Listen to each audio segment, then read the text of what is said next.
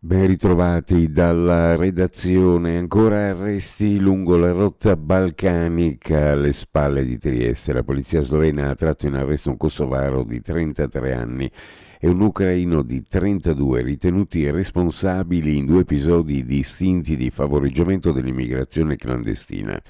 Il primo fermo è scattato poco dopo le 9 a Muggia, dopo un inseguimento iniziato a Crevatini, quando gli agenti hanno intimato l'ALT a una Chevrolet Orlando. Il giovane kosovaro ha sfondato il posto di blocco proseguendo a tutta velocità verso il valico di Zerei e poi verso l'Italia.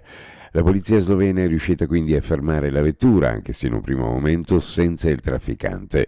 Il passeggero infatti sceso dal mezzo ed è fuggito a piedi, terminando però la sua corsa poco dopo. All'interno dell'autovettura sono stati trovati 13 migranti di nazionalità turca. Del caso si occupa la polizia italiana.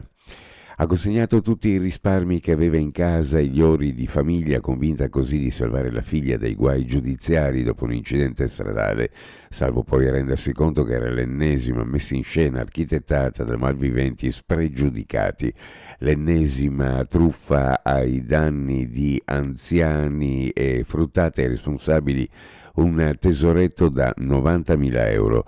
La vittima è una signora di 90 anni, originaria di Roma, ma residente in centro a Trieste. La trappola è scattata venerdì scorso, secondo un compione già visto centinaia di altre volte, eppure ancora capace di far presa perché colpisce le vittime nella sfera emotiva.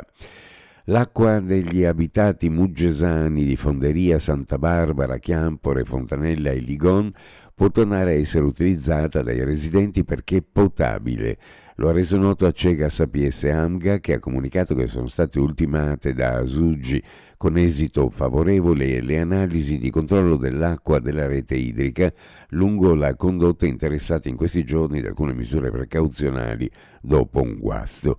Al di là della buona notizia per gli abitanti della frazione interessata, quella che doveva essere un semplice inconveniente dovuto ad un guasto sulla rete idrica con sospensione della fornitura dell'acqua e consigli utili sul da farsi dopo la riattivazione del servizio, invece è rischiato di degenerare in un allarme collettivo, allarme poi rivelatosi ingiustificato.